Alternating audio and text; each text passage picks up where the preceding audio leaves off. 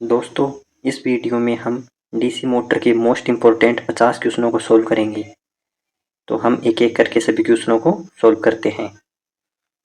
तो यहाँ पर पहला क्वेश्चन है, फ्लेमिंग के बाएं हस्त नियम में बीच वाली अंगुली क्या दर्शाती है? तो दोस्तों यहाँ पर बताएगा जो बीच वाली अंगुली है ये क्या दर्शाएगी। ऑप्शन ए है बल की दिशा, ऑप्शन बी है चुंबकीय क्षेत्र की दिशा, ऑप्शन सी है विद्युत धारा की दिशा, ऑप्शन डी उपरोक्त सभी।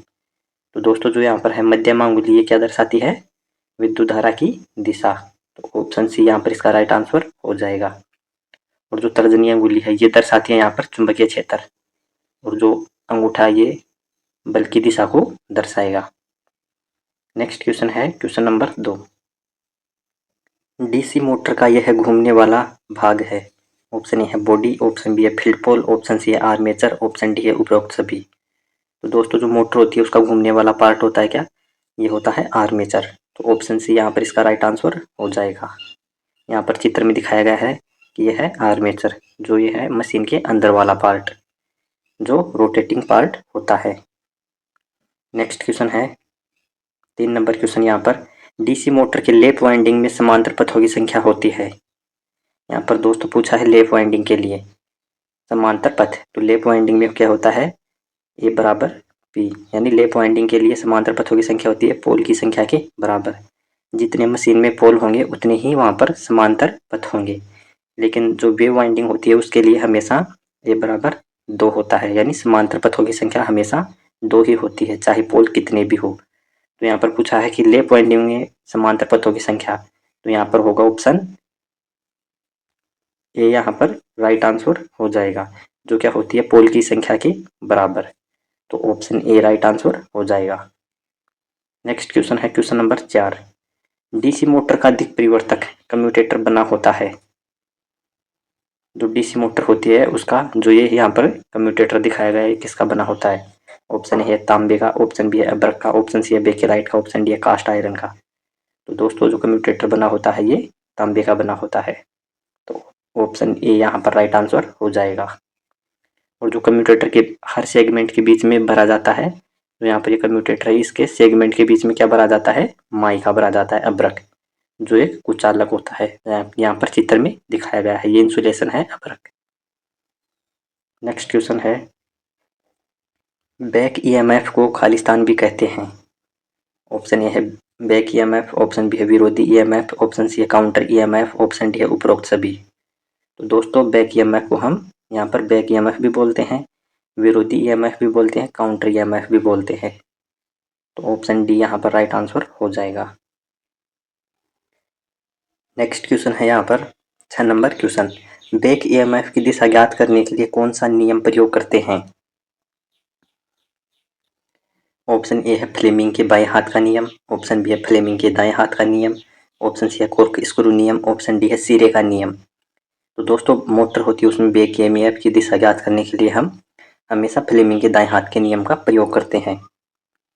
और मोटर होती है उसके लिए हम यहाँ पर टॉर्क की दिशा ज्ञात करने के लिए फ्लेमिंग के बाएं हाथ का नियम का प्रयोग करते हैं। लेकिन जो बैक ईएमएफ होता है उसके लिए हम फ्लेमिंग के दाएं हाथ का नियम का ही प्रयोग करते हैं यहाँ पर। तो ये बात यहाँ पर ध्यान रखने योग्य है। तो फ्लेमिंग के दाएं हाथ का नियम यहाँ पर प्रयोग किया जाएगा। तो ऑप्शन बी यहाँ पर राइट आंसर हो जाएगा। नेक्स्ट क्वेश्चन है 7 नंबर क्वेश्चन है यहाँ पर, बैक ईएमएफ का मान सदैव आरोपित ईएमएफ से खालिस्तान होता है। ऑप्शन ए है कम, ऑप्शन बी है अधिक, ऑप्शन सी है बराबर, ऑप्शन डी है समानुपाती। तो दोस्तों मोटर में क्या होता है, जो बैक ईएमएफ होता है उसका मान हमेशा आरोपित ईएमएफ से कम होगा। तो यहाँ पर ऑप्शन ए यहाँ पर इसका राइट आंसर हो जाएगा। यहाँ पर चित्र में दिखाया गया जो बैक ईएमएफ है ये आरोपित ईएमएफ से कम है। नेक्स्ट क्वेश्चन है, स्थिर गति वाली मोटर किसे कहा जाता है? ऑप्शन ए है DC series motor, option B है DC shunt motor, option C है commutative compound motor, option D है डिफरेंशियल कंपाउंड मोटर। तो दोस्तों जो स्थिर गति वाली मोटर होती है ये शंट मोटर होती है। तो ऑप्शन बी यहाँ पर इसका राइट आंसर हो जाएगा। जो शंट मोटर होती है वो हमेशा स्थिर गति वाली मोटर होती है। यदि हम इस पर थोड़ा लोड डाल रहे हैं तो इसकी गति थोड़ी कम या ज़्यादा हो सकती है।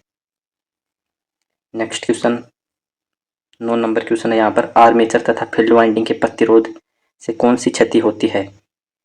ऑप्शन ए है ताम्र क्षति, ऑप्शन बी है लोहा क्षति, ऑप्शन सी है यांत्रिक क्षति, ऑप्शन डी है इनमें से कोई नहीं। तो दोस्तों यहाँ पर बताया कि जो आर्मेचर वाइंडिंग होती है तथा फील्ड वाइंडिंग जो किसकी बनी होती है? तांबे की बनी होती है।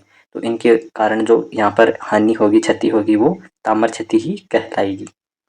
तो ऑप्शन ए यहाँ पर इसका राइट आंसर हो जाएगा। यहाँ पर चित्र में दिखाया गया है जो ताम्र क्षति है यहाँ पर किसके कारण हो रही है? आर्मेचर वाइंडिंग और फील्ड वाइंडिंग के कारण। नेक्स्ट क्वेश्चन है 10 नंबर क्वेश्चन यहाँ पर, लोड परिवर्तन का प्रभाव किस क्षति पर नहीं पड़ेगा? यदि हम मोटर पर लोड में परिवर्तन करेंगे तो कौन सी क्षति है जिस पर प्रभाव नहीं पड़ेगा? ऑप्शन ए है ताम्र क्षति, ऑप्शन बी है भंवर धारा क्षति, ऑप्शन सी है हिस्टैरिसीस क्षति, ऑप्शन डी है बी और सी दोनों। तो दोस्तों इसका राइट आंसर होगा यहाँ पर जो भंवर धारा क्षति है और हिस्टैरिसीस क्षति है, इन दोनों को मिलाकर हम क्या बोलते हैं? लोह क्षति बोलते हैं। तो दोनों क्या होंगी? लोह हानि, लोह हानि दोनों यहाँ पर कहलाएंगी। तो जो लोड का प्रभाव है ये लोह हानि पर नहीं होता है। तो ऑप्शन डी यहाँ पर इसका राइट आंसर हो जाएगा। बी और सी यहाँ पर दोनों ऑप्शन सही हैं।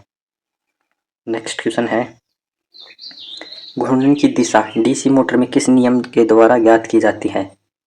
दोस्तों यहाँ पर पूछा है घूर्णन की दिशा पूछा है, तो हम डीसी मोटर के लिए कौन से नियम का प्रयोग करते हैं? यहाँ पर हम करेंगे फ्लेमिंग के बाएं हाथ का नियम। तो यहाँ पर ऑप्शन दे रखा है फ्लेमिंग के दाएं हाथ नियम, ऑप्शन बी है ओम का नियम, ऑप्शन सी है फ्लेमिंग का बाएं हाथ नियम, ऑप्शन डी है कोरकी नियम।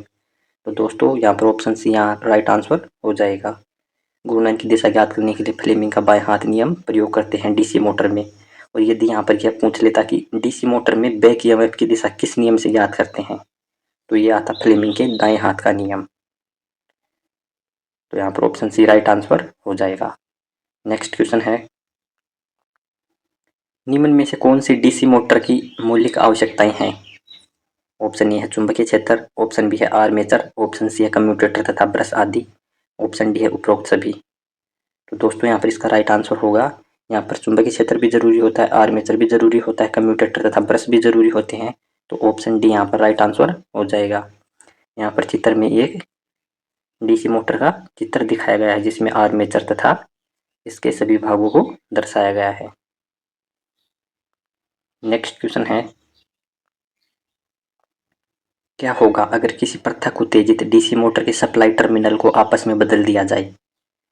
दोस्तों हमारे पास सेपरेटली एक्साइटेड डीसी मोटर के है, उसके यहाँ पर बताया गया है मोटर के सप्लाई टर्मिनल को आपस में बदल देने पर क्या होगा? ऑप्शन ए है मोटर डीसी जनरेटर की भांति कार्य करने लगेगी, ऑप्शन बी है मोटर की घूर्णन दिशा परिवर्तित हो जाएगी, ऑप्शन सी है मोटर की घूर्णन दिशा वही रहेगी, ऑप्शन डी है मोटर रुक रुक कर चलेगी। तो दोस्तों इसका राइट आंसर क्या होगा? ये होगा मोटर की घूर्णन दिशा परिवर्तित हो जाएगी। क्यों हो जाएगी? क्योंकि यहाँ पर हमने मोटर के सप्लाई टर्मिनल को बदला है, तो वहाँ पर फील्ड वाइंडिंग के टर्मिनल बदलने से क्या होगा? फ्लक्स भी वहाँ पर बदल जाएगा, वहाँ पर फ्लक्स की दिशा भी बदल जाएगी, जिसके कारण मोटर की घूमने की दिशा बदल जाएगी। तो यहाँ पर 20 का राइट आंसर हो जाएगा। नेक्स्ट क्वेश्चन है, आरोपित विद्युत वाहक बल तथा डीसी मोटर में प्रेरित विद्युत वाहक बल की आपस में क्या प्रतिक्रिया होती है? यहाँ पर पूछा है आरोपित विद्युत वाहक बल यानी हम जो सप्लाई वोल्टेज दे रहे हैं तथा डीसी मोटर में प्रेरित विद्युत वाहक बल की आपस में क्या प्रतिक्रिया होती है? ऑप्शन ए है सहायक होते हैं, ऑप्शन बी है विरोध करने वाला होता है, ऑप्शन सी है कोई प्रतिक्रिया नहीं करता, ऑप्शन डी है आर्मेचर करंट में वृद्धि करने पर करने वाला होता है।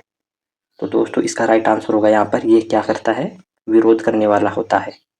इसी कारण इसको यहाँ पर हम विरोधी विद्युत वाहक बल भी बोलते हैं। तो ऑप्शन बी यहाँ पर इसका राइट आंसर हो जाएगा। नेक्स्ट क्वेश्चन है,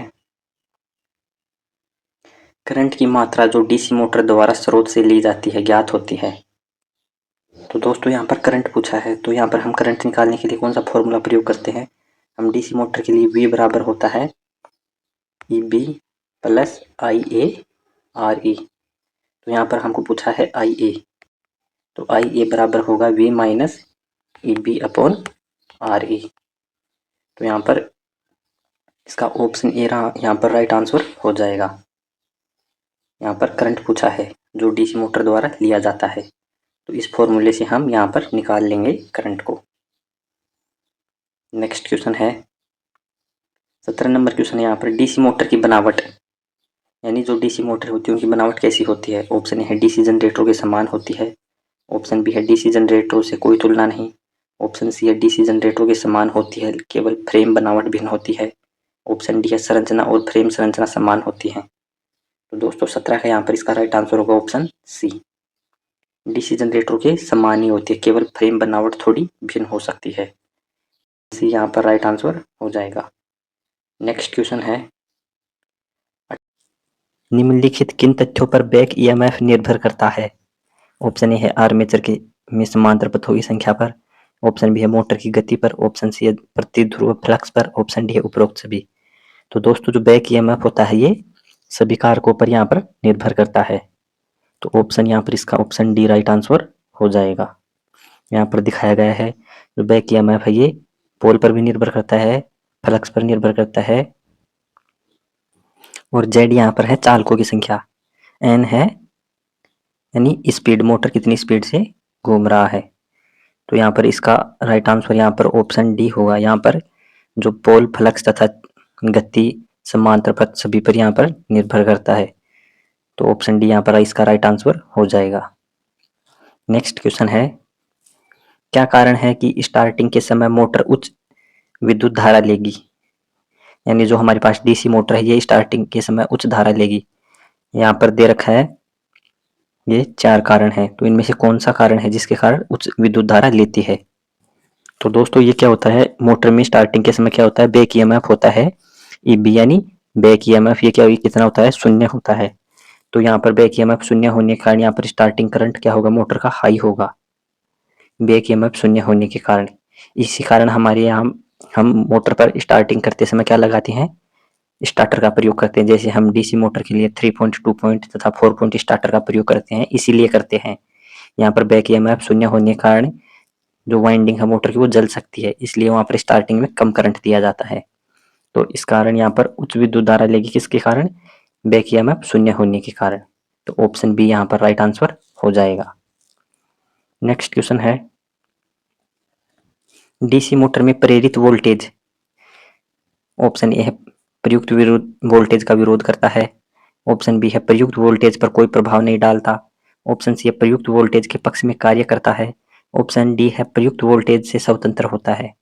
तो दोस्तों यहाँ पर प्रेरित वोल्टेज पूछा है, तो ये क्या करता है, प्रयुक्त वोल्टेज का विरोध करता है।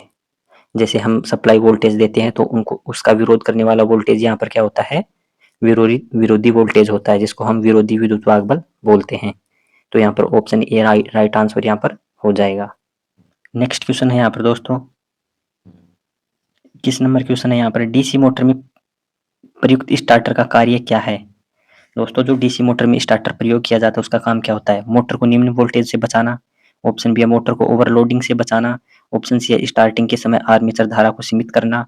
ऑप्शन डी है उपरोक्त तीनों। तो दोस्तों यहाँ पर क्या करता है, उपरोक्त तीनों कारण यहाँ पर राइट हो जाएंगे। ये क्या करता है, मोटर को निम्न वोल्टेज से भी बचाता है, मोटर को ओवरलोडिंग से भी बचाता है, तथा मोटर को स्टार्टिंग में कम करंट दिया जाता है स्टार्टर के द्वारा। तो ऑप्शन डी यहाँ पर राइट आंसर हो जाएगा। उपरोक्त तीनों यहाँ पर राइट आंसर हो जाएंगे। यहाँ पर चित्र में दिखाया गया है कि धारा को सीमित करता है, ओवरलोड संरक्षण करता है। नेक्स्ट क्वेश्चन है 22 नंबर क्वेश्चन, निम्नलिखित किन बातों पर डीसी मोटर का बलाव घूर्ण यानी टॉर्क निर्भर करता है। यहाँ पर होगा बलाव घूर्ण।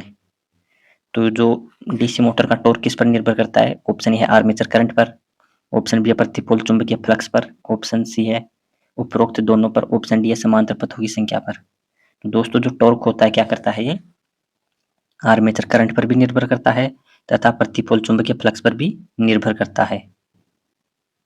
यहाँ पर क्या होता है, टॉर्क समानुपाती होता है फाई तथा आईए, यानी जैसे जैसे आर्मेचर करंट बढ़ेगा फ्लक्स भी बढ़ेगा, फ्लक्स बढ़ेगा तो टॉर्क भी बढ़ेगा। तो यहाँ पर ये दोनों कारक यहाँ पर सही होंगे। आर्मेचर करंट तथा प्रतिपोल चुंबकीय फ्लक्स पर बलाव गुण निर्भर करता है डीसी मोटर में। नेक्स्ट क्वेश्चन है 23 नंबर क्वेश्चन, यहाँ पर निम्नलिखित किन बातों पर डीसी मोटर की स्पीड निर्भर करती है। यानी दोस्तों यहाँ पर पूछा है स्पीड किन चीज पर निर्भर करती है। ऑप्शन ए है बैक ईएमएफ पर। ऑप्शन बी है प्रतिपोल चुंबकीय फ्लक्स पर। ऑप्शन सी है ए और बी दोनों। ऑप्शन डी है इसके आकार पर। तो दोस्तों जो स्पीड निर्भर होती है, जो हम जानते हैं, यहाँ पर चित्र में दिखाया गया है। जो फ्लक्स की क्या होती है, व्युत्क्रमानुपाती है तथा बैक ईएमएफ के समानुपाती होती है। मोटर में क्या होता है, जैसे जैसे हम फ्लक्स को बढ़ाते हैं तो वहां पर क्या होगा, करंट भी बढ़ेगा। करंट बढ़ेगा तो वहां पर जैसे जैसे फ्लक्स बढ़ेगा वहां पर करंट भी बढ़ेगा। करंट बढ़ेगा तो वहां पर हमारे मोटर की जो स्पीड है वो कम हो जाएगी। लेकिन यहाँ पर जो बैक ईएमएफ दे रखा है ये समानुपाती है, तो बैक ईएमएफ जैसे जैसे बढ़ता है हमारी मोटर की स्पीड बढ़ती जाती है। तो यहाँ पर ये संबंध यहाँ पर इसका दर्शाया गया है। तो यहाँ पर ऑप्शन सी राइट आंसर हो जाएगा। ये बैक ईएमएफ के समानुपाती होता है और प्रतिपोल चुंबकीय फ्लक्स के व्युत्क्रमानुपाती होता है। नेक्स्ट क्वेश्चन है 24 नंबर क्वेश्चन है यहाँ पर, मोटर की गति में क्या परिवर्तन होगा अगर फील्ड फ्लक्स घटाया जाए। दोस्तों यहाँ पर पूछा है कि जो हमारे पास डीसी मोटर होती है उसकी गति में परिवर्तन पूछा है यदि हम फ्लक्स को घटाएं। यहाँ पर ऑप्शन ए है समान रहती है, ऑप्शन बी है बढ़ती है, ऑप्शन सी है घटती है, ऑप्शन डी है कोई प्रभाव नहीं पड़ेगा। तो दोस्तों हमको पता है जो गति होती है एन यानी स्पीड होती है बैक ईएमएफ के समानुपाती होती है तथा फ्लक्स के व्युत्क्रमानुपाती होती है। तो यहाँ पर पूछा है फील्ड फ्लक्स को घटाया जाए, यदि हम यहाँ पर फ्लक्स को घटाएंगे तो यहाँ पर स्पीड क्या होगी, बढ़ेगी। लेकिन फ्लक्स को कैसे घटाएंगे हम, जैसे हम करंट को कम करेंगे तो वहां पर फ्लक्स भी कम होगा, यदि फ्लक्स कम होगा तो वहां पर गति बढ़ जाएगी। तो यहाँ पर ऑप्शन बी इसका राइट आंसर हो जाएगा, गति क्या होगी, बढ़ती है। यहाँ पर जो सभी चित्र में दर्शाया गया, यहाँ पर फ्लक्स उच्च है, यहाँ पर फ्लक्स कम है, तो यहाँ पर फ्लक्स कम है तो स्पीड हाई रहेगी, यहाँ पर फ्लक्स ज़्यादा है तो स्पीड कम रहेगी, लेकिन यहाँ पर टॉर्क ज़्यादा रहेगा। नेक्स्ट क्वेश्चन है 25 नंबर क्वेश्चन, किसी डीसी मोटर का गति क्या होगी अगर उसका फील्ड फ्लक्स शून्य हो जाए। ऑप्शन ए है अनंत होगी, ऑप्शन बी है शून्य होगी, ऑप्शन सी है परिवर्तित दिशा में, ऑप्शन डी है इनमें से कोई नहीं। दोस्तों यहाँ पर पूछा यदि फ्लक्स को शून्य कर दे, तो दोस्तों फ्लक्स को शून्य कर देंगे तो क्या होगा, स्पीड बहुत हाई बढ़ेगी, यानी उसकी स्पीड अनंत तक बढ़ जाएगी। तो उसके बाद क्या होगा, मोटर जल जाएगी। तो यहाँ पर ऑप्शन ए इसका राइट आंसर हो जाएगा, स्पीड क्या होगी, अनंत होगी। यहाँ पर दिखाया गया है कि स्पीड क्या होगी, फ्लक्स के व्युत्क्रमानुपाती होती है तथा बैक ईएमएफ के समानुपाती होती है। फ्लक्स शून्य होने पर क्या होगा, स्पीड यहाँ पर दिखाया गया है ग्राफ में, स्पीड एकदम से बढ़ रही है। यदि हम फ्लक्स को शून्य कर देते हैं तो जो और स्पीड आती है वो अनंत गति वाली आती है। नेक्स्ट क्वेश्चन है 240 वोल्ट पर कार्य करने वाली डीसी मोटर में विरोधी विद्युत वाहक बल का मान 220 वोल्ट हो तो 0.5 ओम प्रतिरोध वाले आर्मेचर में कितना करंट प्रवाहित होगा। तो दोस्तों यहाँ पर आर्मेचर करंट पूछा है हमको, तो आर्मेचर करंट निकालने के लिए हमने पहले आपको एक बताया था, फॉर्मूला बताया था, ये होता है आई ए बराबर V minus E B upon R A, जो यहाँ पर भी दिखाया गया है, यहाँ पर ये फॉर्मूला दिखाया गया है। तो हम वोल्टेज कितना रखेंगे यहाँ पर 240 वोल्ट, और जो यहाँ पर बैक ईएमएफ है यानी विरोधी विद्युत वाहक बल है 220 वोल्ट, आर ए यहाँ पर कितना है 0.5 ओम। तो जैसे ही हम 220 से 240 से हम 220 माइनस करेंगे तो यहाँ पर आएगा 20 अपॉन 0.5। यदि हम 0.5 को 20 से डिवाइड करेंगे तो यहाँ पर आएगा हमारे पास 40 एम्पियर। तो जो इसमें बहने वाला करंट कितना हो जाएगा, ये 40 एम्पियर करंट हो जाएगा। तो यहाँ पर 26 का राइट आंसर होगा ऑप्शन ए। नेक्स्ट क्वेश्चन है 27 नंबर क्वेश्चन है यहाँ पर, वह शक्ति कैसी है जो किसी विद्युत मोटर की नेम प्लेट पर अंकित है। ऑप्शन ए है शाफ्ट पर उपलब्ध शक्ति, ऑप्शन बी है शक्ति, ऑप्शन बी होगा दोस्तों यहाँ पर मोटर द्वारा ली गई शक्ति। यहाँ पर ऑप्शन बी है मोटर द्वारा ली गई शक्ति, ऑप्शन सी है दी गई शक्ति, ऑप्शन डी है कुल शक्ति। तो दोस्तों जो मोटर पर उसकी नेम प्लेट पर जो शक्ति लिखी हुई होती है उसको हम बोलते हैं शाफ्ट पर उपलब्ध शक्ति, जो हमको यहाँ पर शाफ्ट पर मिल रही है किसी मोटर के, जो आउटपुट में मोटर पर हमको मिल रही है वही यहाँ पर नेम प्लेट पर रखी जाती है। यहाँ पर चित्र में दिखाया गया है, ये जो नेम प्लेट है ये यहाँ पर, और जो आउटपुट पावर है ये शाफ्ट पर उपलब्ध होती है। यहाँ पर कुल क्षति को दर्शाया गया है, ताम्र क्षति, लोहा क्षति। नेक्स्ट क्वेश्चन है डीसी मोटर की घूर्णन गति ज्ञात करने का सूत्र है। दोस्तों हमको पूछा है यहाँ पर जो डीसी मोटर होती है उसकी घूर्णन गति कौन से फॉर्मूले से प्रयोग की जाती है। तो इसका राइट आंसर होगा ऑप्शन सी, एन बराबर V minus I A R A upon K phi. तो ऑप्शन सी यहाँ पर इसका राइट आंसर हो जाएगा। यहाँ पर जो चित्र में दिखाया गया है घूर्णन गति किस किस पर निर्भर करती है, तो ये voltage, armature current, armature voltage drop यानी स्थिरांक यानी फ्लक्स पर। तो यहाँ पर देख सकते हैं। नेक्स्ट क्वेश्चन है, निम्न में से कौन सा कथन सही है। ऑप्शन ए है सीरीज मोटर का स्टार्टिंग टॉर्क बहुत अधिक होता है और फुल लोड टॉर्क का 5 गुना होता है। ऑप्शन बी है सीरीज फील्ड वाइंडिंग मोटी तार तथा कम लपेट वाली बनाई जाती है। ऑप्शन सी है सीरीज मोटर में फील्ड वाइंडिंग आर्मेचर के श्रेणी क्रम में संयोजित होती है। ऑप्शन डी है उपरोक्त सभी। तो दोस्तों यहाँ पर कौन सा कथन, तो दोस्तों यहाँ पर ऑप्शन डी राइट आंसर हो जाएगा। जो सीरीज मोटर होती है उसका स्टार्टिंग टॉर्क बहुत अधिक होता है, ये हमको पता है। और जो फील्ड वाइंडिंग होती है वो मोटी तार की बनाई जाती है तथा उसमें कम लपेट होते हैं। और सीरीज मोटर में फील्ड वाइंडिंग किसके, आर्मेचर के श्रेणी क्रम में ही होती है, जो यहाँ पर चित्र में सभी चीजें दिखाई गई हैं। तो ऑप्शन डी यहाँ पर इसका राइट आंसर हो जाएगा। नेक्स्ट क्वेश्चन है 30 नंबर क्वेश्चन है यहाँ पर, फील्ड ध्रुव पर टर्नों की संख्या श्रेणी मोटर में कैसी होती है। ऑप्शन ए संट फील्ड से अधिक, ऑप्शन बी है संट फील्ड से कम, ऑप्शन सी है नगण्य, ऑप्शन डी है संट फील्ड के समान। तो दोस्तों यहाँ पर पूछा फील्ड ध्रुव पर टर्नों की संख्या यानी श्रेणी मोटर में पूछा है। तो श्रेणी मोटर में कितनी होती है, संट फील्ड से कम होती है, लेकिन जो टर्न होते हैं वो मोटे होते हैं, मोटे तार के होते हैं। तो यहाँ पर राइट आंसर होगा इसका ऑप्शन बी, संट फील्ड से कम। ऑप्शन बी यहाँ पर इसका राइट आंसर हो जाएगा। लेकिन जो यहाँ पर दिखाया गया है श्रेणी मोटर तथा संट मोटर की तुलना, यहाँ पर जो श्रेणी मोटर होती है उसमें टर्नों की संख्या कम है, लेकिन यहाँ पर मोटे टर्न है यानी मोटा तार यहाँ पर प्रयोग किया गया है। लेकिन जो संट मोटर होती है उसमें टर्न अधिक है, लेकिन यहाँ पर पतला तार प्रयोग किया गया है। नेक्स्ट क्वेश्चन है 31 नंबर क्वेश्चन, क्या होगा अगर किसी कार्यरत डीसी सीरीज मोटर की फील्ड वाइंडिंग अचानक टूट जाए। दोस्तों यहाँ पर डीसी सीरीज मोटर के लिए पूछा है। तो ऑप्शन ए है मोटर की घूर्णन गति बहुत अधिक बढ़ जाएगी, ऑप्शन बी है मोटर रुक जाएगी, ऑप्शन सी है मोटर की घूर्णन गति घट जाएगी, ऑप्शन डी है मोटर की घूर्णन गति परिवर्तित हो जाएगी। तो दोस्तों यहाँ पर डीसी सीरीज मोटर के लिए क्या होता है, जो हमारे पास डीसी सीरीज मोटर होती है यदि हम उसको बीच में से कोई भी, यहाँ पर ये इसका वायर टूट गया तो यहाँ पर क्या होगा, मोटर रुक जाएगी, क्योंकि मोटर को मिलने वाली सप्लाई है वो बीच में से टूट जाएगी। तो ऑप्शन बी यहाँ पर इसका राइट आंसर हो जाएगा, क्या होगा, मोटर रुक जाएगी। यदि यही यहाँ पर होता कि डीसी संट मोटर, यदि डीसी संट मोटर में फील्ड वाइंडिंग अचानक टूट जाए तो वहां पर मोटर की स्पीड एकदम से हाई हो जाती है, क्यों, वहां पर फ्लक्स की कमी के कारण। लेकिन यहाँ पर सीरीज मोटर के लिए क्या होगा, मोटर रुक जाएगी, क्यों, वहां पर परिपथ टूट जाएगा।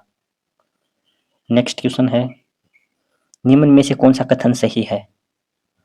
ऑप्शन ए है सीरीज मोटर में निम्न टॉर्क पर गति उच्च होती है, ऑप्शन बी है सीरीज मोटर में कम लोड पर गति उच्च होती है, ऑप्शन सी है लोड बढ़ने पर डीसी सीरीज मोटर का टॉर्क बढ़ता है, ऑप्शन डी है उपरोक्त सभी।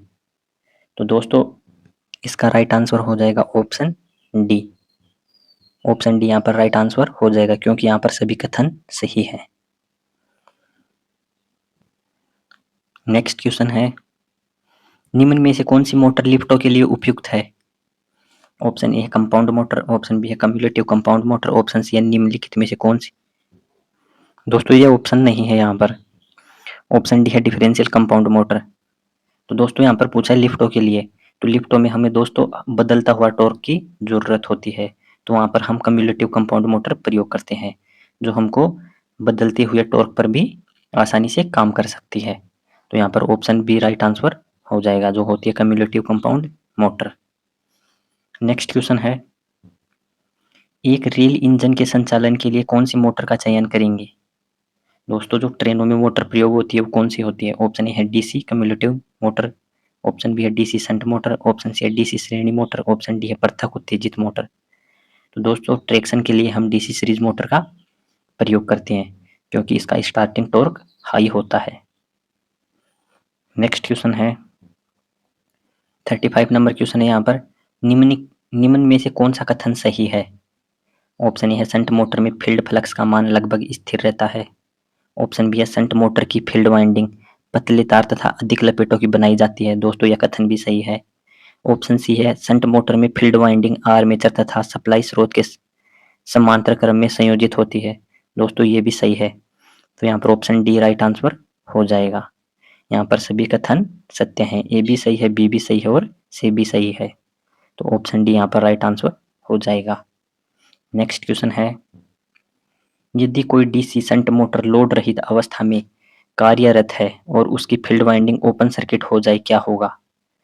दोस्तों यहाँ पर बताया गया है कि कोई भी शंट मोटर है उसकी यदि फील्ड वाइंडिंग बीच में से टूट जाए, यदि वह कार्य कर रही है उस दौरान, तो क्या होगा? ऑप्शन ए है मोटर रुक जाएगी। ऑप्शन बी है मोटर अत्यधिक गति पर उच्च गति पर चलेगा। ऑप्शन सी है मोटर शोर पैदा करने लगेगी। ऑप्शन डी है मोटर की घूर्णन गति परिवर्तित हो जाएगी।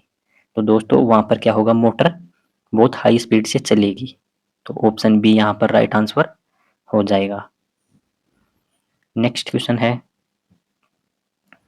37 नंबर क्वेश्चन है यहाँ पर, किसी डीसी शंट मोटर की घूर्णन गति क्या होती है जब लोड बढ़ाया जाता है? ऑप्शन ए है कुछ बढ़ जाती है। ऑप्शन बी है कुछ घट जाती है। ऑप्शन सी है अपरिवर्तित रहती है। ऑप्शन डी है अनुपातिक रूप से बढ़ती है। तो दोस्तों यहाँ पर पूछा है डीसी शंट मोटर के लिए। तो हमको पता है जो डीसी शंट मोटर होती है उसमें गति क्या होती है, परिवर्तित नहीं होती है, लेकिन थोड़ी बहुत लोड बढ़ाते हैं तो थोड़ी बहुत गति होती है वो घट जाती है। तो 37 का राइट आंसर होगा इसका ऑप्शन बी, कुछ घट जाती है। यहाँ पर चित्र में दिखाया गया है कि जैसे जैसे हम लोड बढ़ाएंगे तो वहां पर गति थोड़ा सा यहाँ पर कम हो जाती है। नेक्स्ट क्वेश्चन है, शंट मोटर का स्टार्टिंग टॉर्क पूर्ण लोड टॉर्क का कितना गुना होता है? तो दोस्तों शंट मोटर होती है, इसका starting torque full load torque का 1.5 गुना तक होता है। तो इसका राइट आंसर हो जाएगा ऑप्शन डी। ऑप्शन डी यहाँ पर इसका राइट आंसर हो जाएगा। नेक्स्ट क्वेश्चन है, घूर्णन गति पर क्या प्रभाव पड़ता है यदि कम्युलेटिव कंपाउंड मोटर में लोड बढ़ाया जाए? ऑप्शन है घूर्णन गति बढ़ती है। ऑप्शन बी है घूर्णन गति घटती है। ऑप्शन सी है अपरिवर्तित रहती है। ऑप्शन डी है घूर्णन गति एवं टॉर्क दोनों बढ़ते हैं। दोस्तों यहाँ पर कम्युलेटिव कंपाउंड मोटर के लिए पूछा है, तो यहाँ पर क्या होगा, घूर्णन गति घटती है। ऑप्शन बी यहाँ पर राइट आंसर हो जाएगा। कौन से मोटर की गति लोड विशेषता डिफरेंशियल कंपाउंड मोटर के समान होती है? ऑप्शन ए है सीरीज मोटर। ऑप्शन बी है flat compound motor. Option C है cumulative compound motor. Option D है उपरोक्त में से कोई नहीं। तो दोस्तों यहाँ पर गति लोड पूछा है डिफरेंशियल कंपाउंड मोटर के समान होती है, तो यहाँ पर ऑप्शन डी इसका राइट आंसर हो जाएगा। ये तो न तो सीरीज मोटर के समान होती है, न फ्लैट कंपाउंड की होती है, न कम्युलेटिव कंपाउंड की होती है। नेक्स्ट क्वेश्चन है, किसी डीसी कंपाउंड मोटर का घूर्णन दिशा परिवर्तित करने के लिए क्या करेंगे यदि उसकी विशेषताओं में कोई परिवर्तन न हो? यहाँ पर पूछा है डीसी कंपाउंड मोटर की हम घूर्णन दिशा कैसे परिवर्तित करेंगे, हम उसकी कोई भी करेक्टरिस्टिक होती है उसमें परिवर्तन नहीं होना चाहिए। तो ऑप्शन है स्रोत टर्मिनलों के संयोजन परिवर्तित करके। ऑप्शन बी है शंट फील्ड वाइंडिंग के संयोजन परिवर्तित करके। ऑप्शन सी है सीरीज फील्ड वाइंडिंग के संयोजन परिवर्तित करके। ऑप्शन डी है आर्मेचर वाइंडिंग के संयोजन परिवर्तित करके। तो दोस्तों यहाँ पर हम उसके विशेषताओं में बिना परिवर्तन के क्या करेंगे, उसके आर्मेचर के टर्मिनल बदलेंगे। न तो हम शंट के बदलेंगे, न हम सीरीज वाइंडिंग के टर्मिनल बदलेंगे। हम क्या करेंगे, वहां पर ओनली आर्मेचर वाइंडिंग का टर्मिनल होते हैं उनको परिवर्तित कर देंगे। तो वहां पर हमें उसकी विशेषताओं में कोई भी परिवर्तन देखने को नहीं मिलेगा। तो इस कारण यहाँ पर इसका राइट आंसर होगा ऑप्शन डी। नेक्स्ट क्वेश्चन है, लोड बढ़ने पर कम्युलेटिव कंपाउंड मोटर की गति क्या होती है?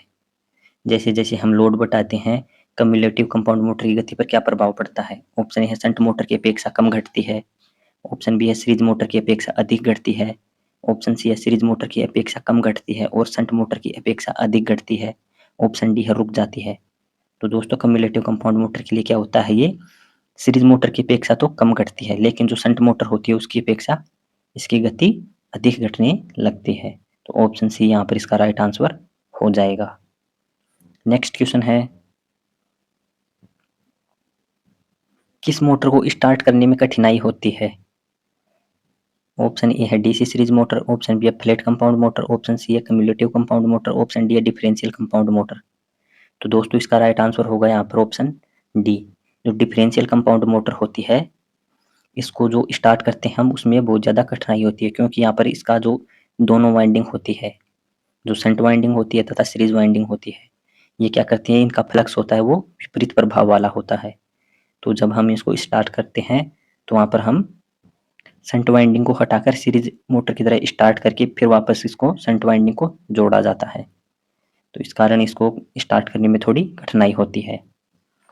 नेक्स्ट क्वेश्चन है, कौन से कारण से डीसी सीरीज मोटर में फील्ड डाइवर्टर प्रतिरोध प्रयोग करके मोटर की घूर्णन गति परिवर्तित की जाती है।